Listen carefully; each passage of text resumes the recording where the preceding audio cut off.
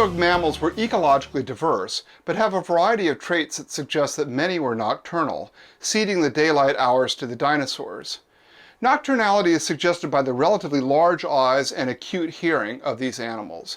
The high quality of mammalian hearing is owed to the mammal practice of separating the ear bones from the relatively noisy body sounds transmitted when these bones are attached to the jaw, as in earlier therapsids. Mammals inherit hair from the stem therapsids, and fur allows mammals to maintain a high internal body temperature in the absence of being able to take in solar heat by basking. Hence, hair is also a pre-adaptation for a nocturnal ecology. Many Mesozoic mammals are also small, shrew or mouse-sized animals, but even the moderately big ones, like the beaver-like Castor ocata, may still have been largely nocturnal, as are modern beavers. So why were the mammals largely nocturnal? The stem therapsids of the Permian were fairly big animals, and hence unlikely to have been exclusively nocturnal. Instead, nocturnality became a mammalian trait after the Great Permo-Triassic mass extinction, when the survivors on the therapsid side were mostly small nocturnal animals, while on the reptilian side, the survivors tended towards large body size and diurnal habitats. The Permo-Triassic mass extinction falls at 251 million years ago and involved the extinction of something like 70% of terrestrial vertebrates, and altogether an estimated 96% of marine species. The dynamics of the extinction are still actively debated, but there is a clear association with the eruption of the Siberian traps, the world's largest known flood basalt eruptions. Flood basalts are typically not just one massive eruption, of course, because magma generation takes time, and the rate of eruption is closely tied to the magnitude of the ecological disruption. Too slow, and the greenhouse gases evolved from the magma just get absorbed in the ocean and in soils, and so have little ecological effect. But if the eruptions are fast enough, volcanic gases might produce a major climatic change that could disrupt terrestrial ecosystems through temperature effects and acidification on lakes, and in marine ecosystems by disrupting ocean circulation, weather systems, and producing surface ocean acidification.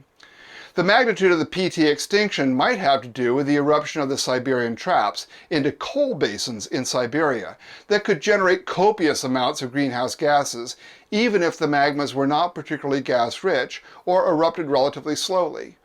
Still, the exact mechanism is not known and continues to have kind of a hand-waving speculative air to it. While the causes of the extinction are much debated, the effects are hard to deny. The therapsids take the extinction on the nose. The reptiles are also heavily hit, but they manage to seize the moment and fill the niches of large diurnal predators and herbivores. These stem reptiles are called the archosaurs and produce a radiation of the diapsids, a group that includes the crocodiles, lizards, turtles, and dinosaur ancestors. Vertebrate paleontologists refer to the Triassic radiation of diapsids as the Triassic takeover, since this radiation displaces the formerly dominant synapsids into small-bodied nocturnal but ecologically diverse niches. The archosaurs also radiate and produce a first experiment at dinosaurian-like ecologies and body builds. One of the radiating groups are the pseudoseuchids, a branch of crocodilians that appears immediately after the PT extinction at 251 million years ago. This group of dinosauromorphs look and act very much like later Jurassic Cretaceous dinosaurs, but they're in the crocodilian line. The pseudoseuchids include armored herbivorous aetosaurs that are convergent on quadrupedal armored dinosaurs.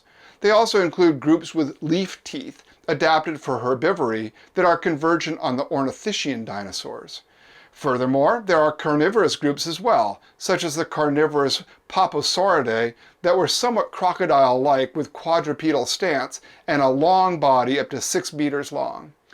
Some also became bipedal and developed skulls that at a glance closely resemble Jurassic Cretaceous theropods like tyrannosaurs and allosaurs.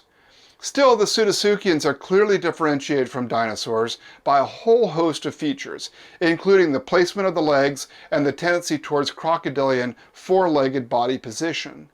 Still, convergent evolution is really impressive and led early researchers to consider these animals to be part of the dinosaur radiation.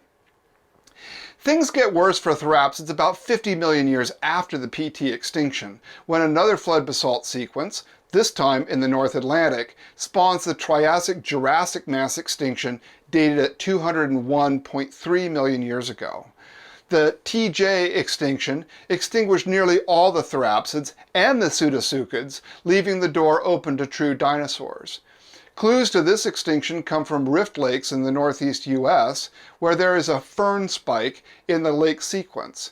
Ferns can be disaster plants, being some of the first to recolonize after a forest has been cleared, and so producing an abundance of fern spores that has been called this fern spike. The existence of abundant fern spores in the Triassic lake sequence suggests a catastrophic event capable of clearing vegetation en masse.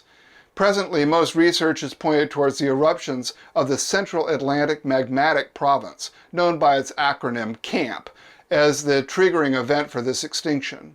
The hypothesis is that North Atlantic rifting produced eruptions into organic-rich sediments in the rift basin, and therefore abundant greenhouse gases similar to the Siberian traps erupting into those coal basins. As it happens, a similar idea has been in scientific circulation for a younger event called the Paleocene-Eocene Thermal Maximum, also known as the PETM, where there are also volcanic eruptions into organic-rich sediments about 56 million years ago. Hence, there are now 3 Earth system events associated with volcanism into organic-rich deposits as potential extinction drivers. Personally, I think this is an interesting general concept, inasmuch as it explains how eruptions that might happen too slowly by themselves to have a killing impact on the biosphere could be amplified in their disruptive effects by releasing greenhouse gases from sediments.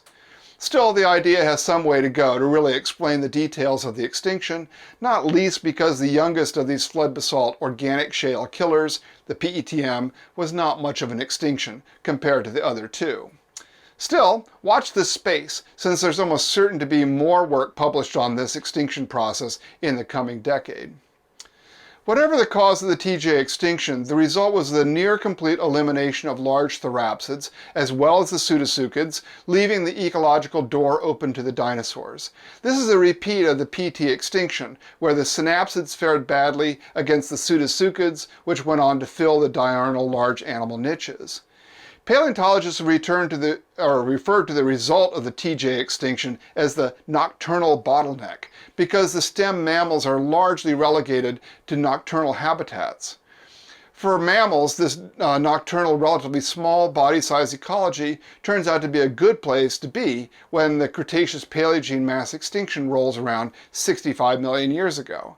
That's because there is a pervasive bias in favor of small animals surviving times of crisis better than large ones. We have touched on the reasons before in lab, but they include the lower resource needs of small mammals compared to big ones, as well as the tendency for small animals to have higher fecundity, often more diverse feeding ecologies, and a broader resource base, as well as much larger populations than big animals, all favoring small animals when things turn bad.